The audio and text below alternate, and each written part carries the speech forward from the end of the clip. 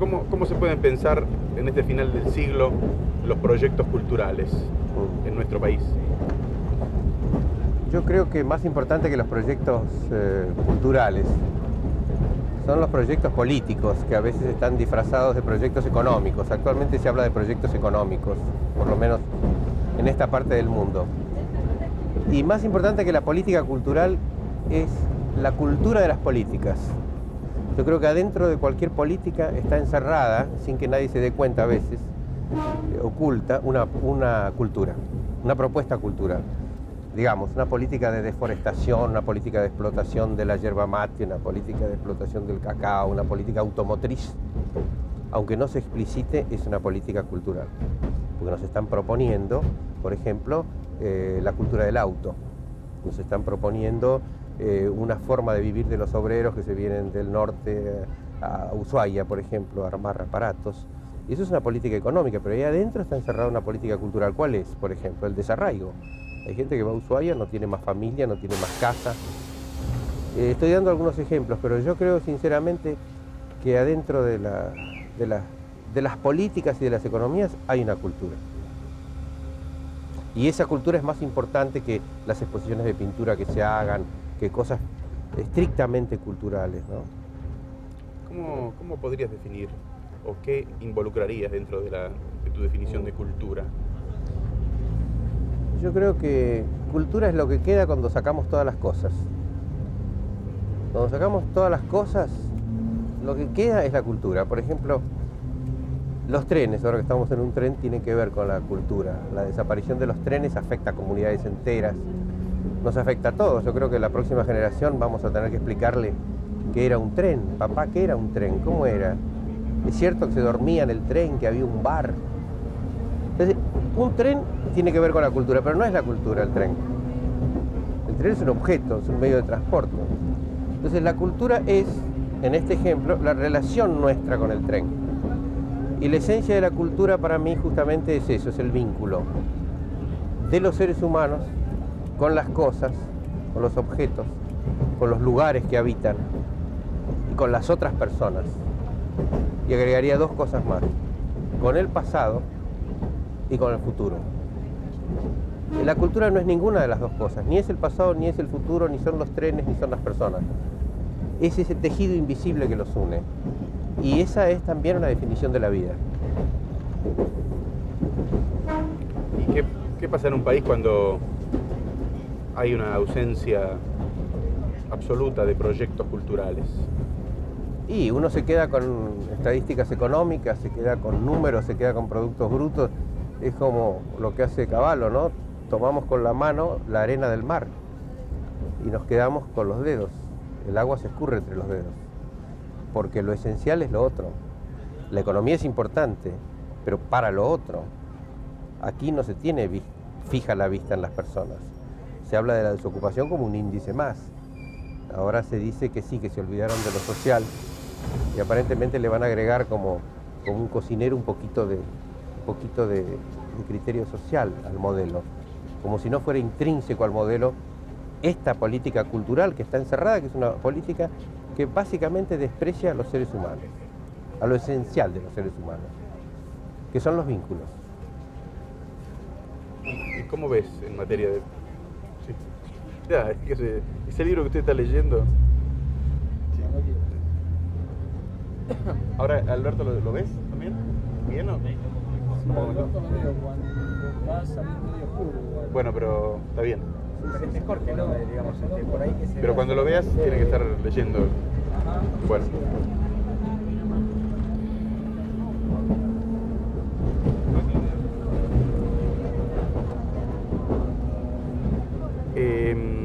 Vamos a hablar un poco de la comunicación y de el valor que le otorgás en la cultura.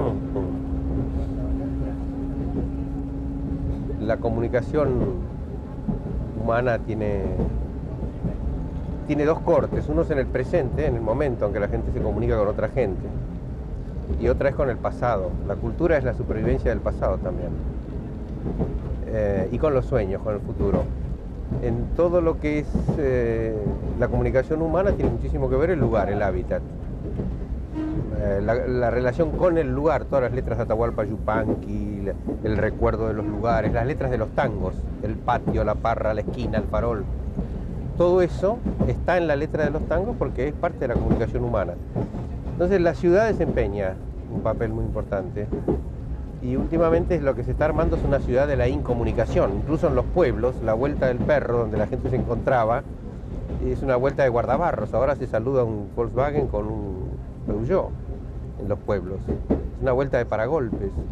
Y en las ciudades grandes como Buenos Aires, donde no hay una sola zona peatonal, las veredas, esos fideos, que es lo que queda gratuito casi en la ciudad, Palermo casi ha desaparecido, las veredas son una carrera de obstáculos, esquivando carteles que son un negociado que hizo el gobierno de grosso con alguien que alquiló todos esos carteles casi gratis.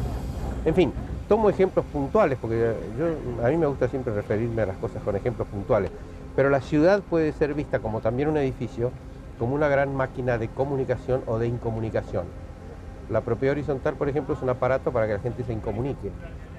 Hay un hall beige, un ascensor donde nadie habla porque está demasiado cerca, y bueno, de pronto duermen con cabeza a 10 centímetros los que podrían formar una pareja ideal. Es una máquina de la incomunicación.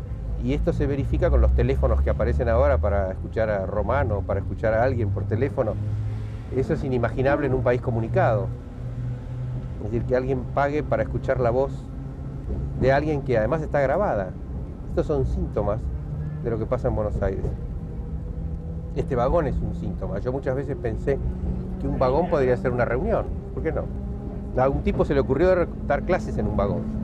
Yo así convirtió... Esta escena es la misma que de un casamiento, la única diferencia es que no hay masitas. En un casamiento la gente está pegada, igual que acá. Si hubiera un animador, la gente hablaría. La vos la segunda vez que te veo en este tren, ¿dónde trabajás? Comunicaría. Pero esta es una cultura de la incomunicación, que viene desde la política, una política de la incomunicación. Es decir, tenemos un modelo de la incomunicación. Se ha estudiado poco la importancia de los individuos en relación con los sistemas. Los sistemas fabrican individuos.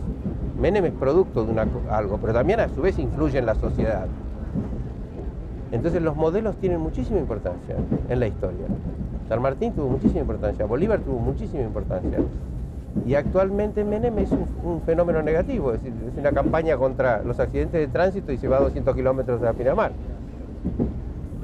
Entonces este es otro tema, estoy haciendo como un punteo de temas, porque cada uno de estos temas me hace imaginar muchas cosas, ¿no? Ahora, si hay una incomunicación y hay una gran maquinaria producida para la incomunicación, esto, y es evidente, ¿esto que respondería que a una trama, a un plan? ¿No? ¿Por qué es esto? No es un plan maquiavélico, pero es un plan, es una trama, evidentemente, una trama. Una trama en donde lo más grave para el ser humano es la soledad. La enfermedad más grave que hay es la soledad. Ahora, si el hombre habita la cultura o habita su cultura, ¿sí? y pudiéramos pensar la cultura como una casa. Sí, así es, sí. Como una casa. ¿Cómo sería esa casa acá? ¿Cómo sería esa casa de los argentinos? ¿Cómo debería ser? ¿Cómo debería ser?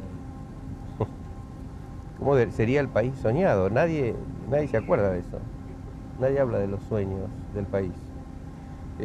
Los sueños del país los tuvieron muchos americanos, no solo argentinos, porque el gran país nuestro debiera ser Latinoamérica, no Argentina. Nosotros tenemos más en común con Ecuador, con Colombia, que los europeos entre sí.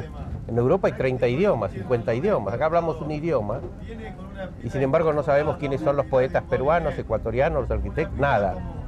Y la gente conoce más a Highlander que a todos nuestros amigos de otros países. Entonces, esta incomunicación sí es un plan. Es un plan de Estados Unidos de dominación. Es un plan. Y el sueño del gran país latinoamericano, dentro del cual estaría la Argentina, lo tuvo Bolívar, lo tuvo San Martín, lo tuvo Martí. Y de esta gente no se habla hoy, para nada. Se habla de la coyuntura. Y yo creo que lo más moderno que hay a veces es lo antiguo. Lo más moderno sería ahora recuperar todo eso. mientras vos estás explicando esto, cómo se habita una cultura, digamos, hay una voz en el mismo espacio donde estamos nosotros que está vendiendo algo. Claro, exactamente. Es como, digamos, una especie de símbolo de lo que pasa, quiero decir. No, además la gente escucha, fíjate que la gente, señora, está escuchando. Viste que la incomunicación nuestra, argentina, porteña, es muy frágil. Se puede romper fácilmente. Ahora se está rompiendo. Hay una cáscara, yo a veces la rompo. Y la gente está deseando comunicarse, ¿no? Es decir, que no todo es derrota. Yo creo que las cosas se pueden cambiar. Están las semillas latentes como abajo de los pavimentos, del empedrado. De pronto sale una planta en una medianera, ¿no? A veces sin agua, que la riegue. Todo con la fila incorporada. Ahora, ¿por qué es tan importante la comunicación? Porque es todo, la vida es el arte del encuentro. El yo, define Alfredo Moffat, el yo, es una suma de vínculos.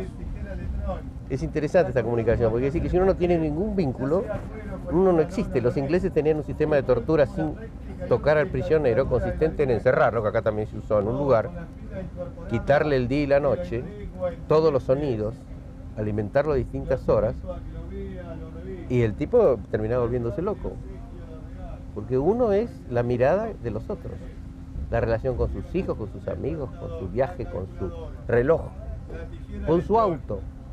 Cuando uno vende el auto se despide del auto, se lo saluda, tiene afecto colocado en el auto. Entonces cuando uno le sacan todo eso, no es nadie. Por eso creo que es importantísimo.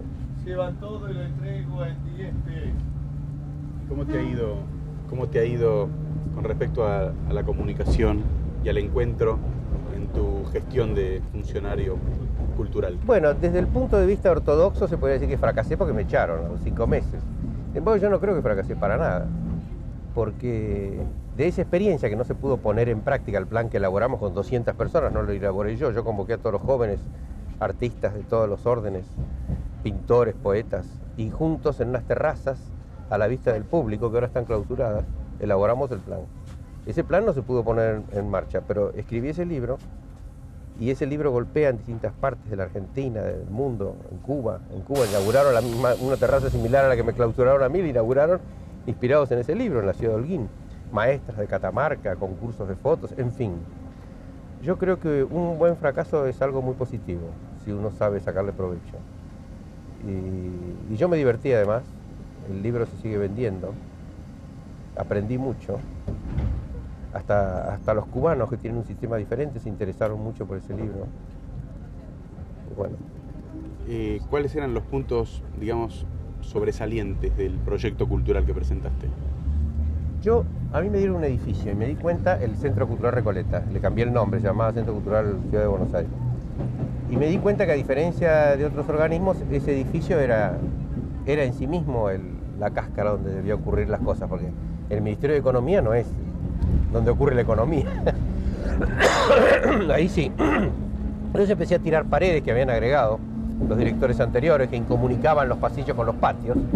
Recuperé el edificio, me ocupé del personal que estaba allí. Había unos personajes que se llamaban controles de sala, que estaban inmóviles, les cambié el nombre por anfitriones, los comuniqué con la gente.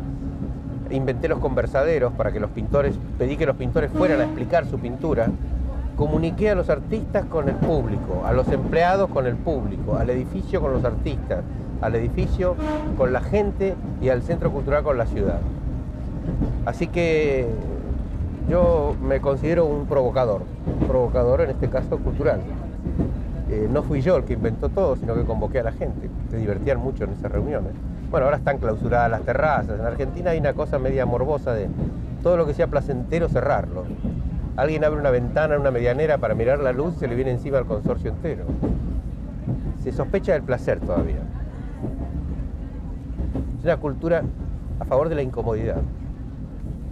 Si a uno le dicen, el baño está ahí, si tiene que dar toda la vuelta por allá y traer certificado de vacunación, va y lo busca. ¿Cómo se construye? Se protesta poco todavía. O se protesta incendiando la ciudad, perdón, o no se protesta nada. Yo creo en las microprotestas. ¿Cómo se construye un proyecto cultural en este tiempo si no es desde el poder? Bueno, hay gente que hace sus cosas, hay mucha gente. Anoche fui a la inauguración, a la avant premiere de la película de Gerardo Vallejo. Hay gente que vende la casa, vende lo que tiene, lo que no tiene y hace una película. Gente joven como ustedes que hacen programas y no saben si se los van a pagar a veces o no. Como las plantas debajo del empedrado, la gente se resiste a ser aplastada. Y siempre habrá cultura. Está allí. Yo creo que en gran parte la cultura nuestra, partiendo de este criterio de la comunicación, está basada en los bares. Cada vez que veo a través de un vidrio una pareja o dos mujeres conversando, con su agenda, a veces una sola, pienso que allí se mantiene la cultura de Buenos Aires. La cultura que no son todos conocimientos importantes, sino que son contactos humanos, de su familia, de su trabajo. Y Buenos Aires es una ciudad que tiene muchísimos bares, en parte por la desocupación, pero me parece que al mismo tiempo que una cosa es negativa, también es positiva. La gente no habla en su casa, habla en los bares. Habla consigo mismo en los bares.